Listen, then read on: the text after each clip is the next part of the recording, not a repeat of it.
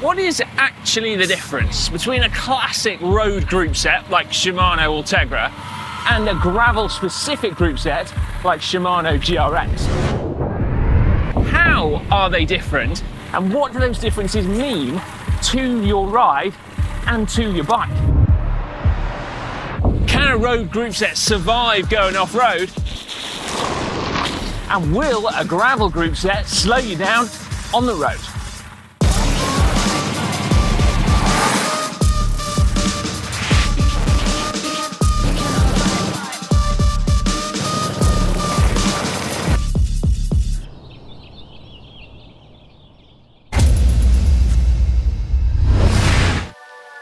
If you're looking at buying a new bike, it is easy to feel completely lost at the array of choices. And one such decision is whether to give in to the lure of a do-it-all gravel bike that you can take on and off-road, or choose a die-hard road bike that could actually potentially fit tyres so wide it too can comfortably tackle gravel as well. Yes, the frame is the major difference, but what's hung on that frame is also hugely important too.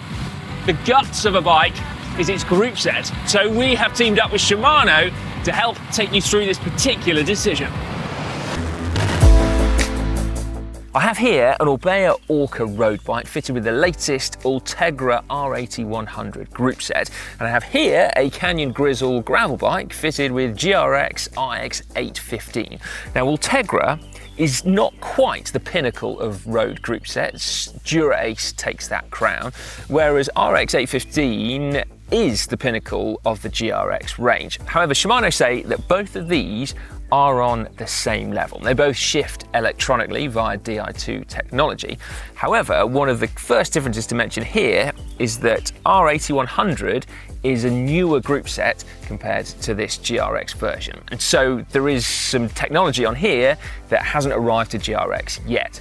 One would imagine it would at some point. So for example, this is semi-wireless shifting, this is fully wired, and more importantly, this is 12 speed, whereas this GRX is 11 speed.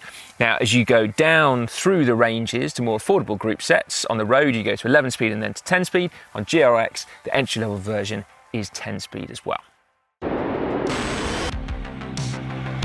What it means, leaving aside some of the other tech developments on more recent Ultegra like faster shifting, is that with an increase in the number of sprockets comes a decrease in the differences between each individual gear. So on the road, this is definitely a very good thing because it means that you can always find the optimal speed to pedal at. So basically you get your perfect cadence. But off-road is much less of an issue because your speed tends to vary so much more, you don't need the same degree of fine-tuning. Both group sets can be used in a 2x setup, which is where you've got your front derailleur and 2 chain rings here. However, the GRX group sets also have a 1x option, so just a single ring up front. Now the advantages of that are that it's a bit simpler, it's also slightly lighter, and also more subtly perhaps, by enabling bike designers to leave off a front derailleur, it can liberate them to do funky things with geometry, so you still get nimble handling but can fit massive tyres on there. Although it's also worth noting that GRX 2x has also been designed to allow bike designers to fit wider tyres, so everything at the chainring and the derailleur is moved out by 2.5mm, which sounds subtle and you'd never notice it when riding, but it does mean that GRX chainsets and front derailleurs are not compatible with the road group sets.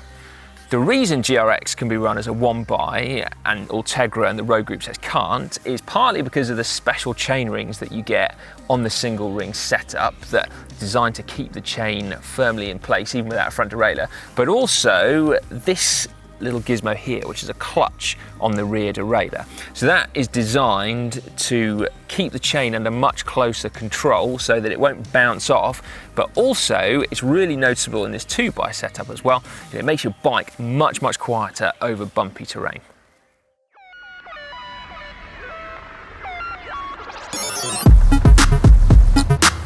Ultegra, like Shimano's other road group sets, doesn't have one because it doesn't need one. You don't need a derailleur with a clutch when you're riding on the road with a 2x setup.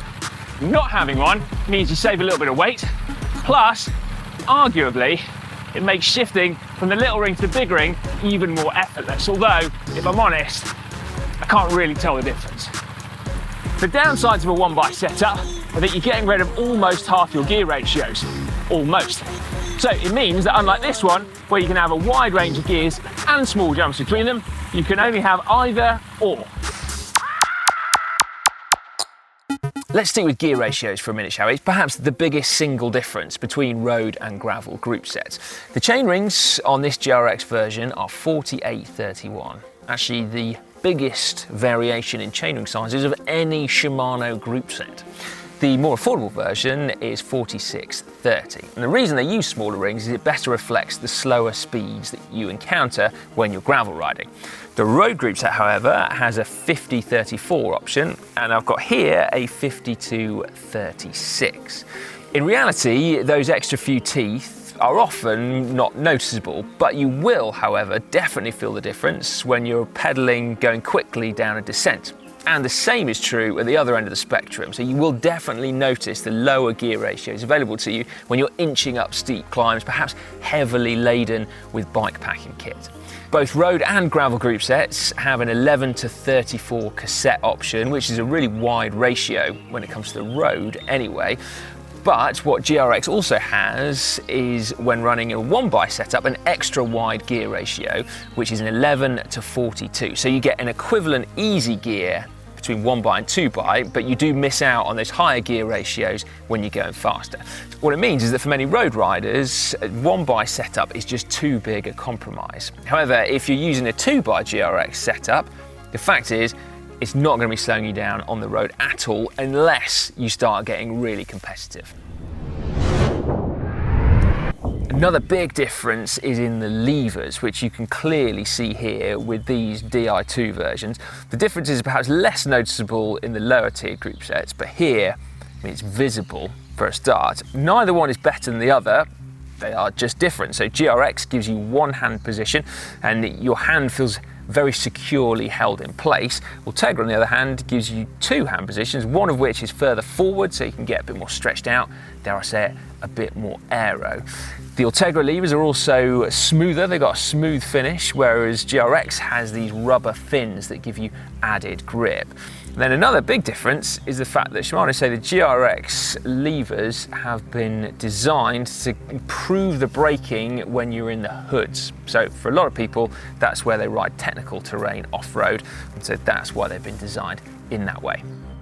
You can definitely feel that there's a difference on these Di2 versions of GRX and Ultegra. The difference is much, much less when you go to the lower tier group sets. It's clear either way that there is nothing about this that's remotely going to hold you back on the road, in the same way that I can't really imagine that Ultegra levers are going to hold you back off-road either. Importantly, both feature Shimano's servo wave braking technology, which is a way that improves the performance and also the control you have of your brakes. Effectively improves modulation, makes the levers feel more squeezable. And whereas Shimano 105 road group set also has servo wave tech, it's worth noting that the lower end GRX group sets don't benefit from this technology. Oh, do a jump. Did you get that? So far then, we can see that both of these group sets have been tailored specifically for their intended purposes, which is strange, really, isn't it? We've also seen that GRX will not hold you back on the road at all, apart from perhaps those lower gear ratios at higher speeds. However, the road group sets lack that clutch to stop the chain bouncing around. You don't have those lower gear ratios for slower speeds. And actually, remember, it might not fit on every gravel bike because GRX allows bike designers to be able to design bikes that can fit wider tyres. In terms of weight, I was really surprised to see that actually they're very similar, but then I shouldn't be surprised because they use very similar materials, similar construction techniques, and as I said at the beginning, Shimano say that these two are on the same level, as RX 600 and RX 400 are on the same levels as 105 and Tiagra. Now, that's also true in the price as well, both in individual components and also the price points at which you'd expect to see bikes crop up with these components on. So am I saying then that both of these group sets are broadly the same? No, what I'm saying is that both of these group sets are insanely capable. So with GRX, you are not going to be held back on the road unless you're trying to go as fast as humanly possible. And so your gravel bike is very much a do-it-all bike. Is GRX out of place on the road? No, not at all. However, and I say this knowing that some of you may think I sound a little bit pretentious, but I'm sure I'll find some allies out there. I think GRX is designed to look more rugged, more in keeping with a bike with knobbly tyres on. And so it doesn't have that same sleek aesthetic that you get with the road group sets that are kind of more in keeping with slick tyres and tarmac.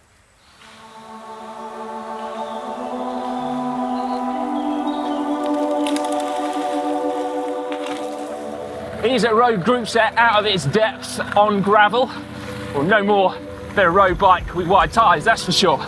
And let's be clear, before GRX, Ultegra and the like were pressed into service as gravel group sets anyway.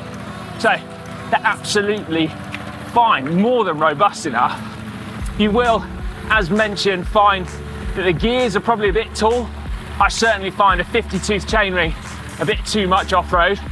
And it's definitely true at the other end of the spectrum as well, particularly if you're bike packing. You might find the low enough gears not quite low enough either. And also that clutch, I do miss having that chain management system when riding on bumpy gravel.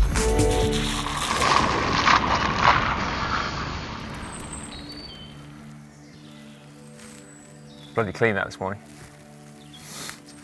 Make sure you get involved in the comments section. Let us know what you think. Do you run GRX on a road bike? Do you run road group sets on a gravel bike? And also, which one do you prefer? Be very interested to hear your thoughts. Thank you very much to Shimano as well for providing us with the group sets and some great insight as always.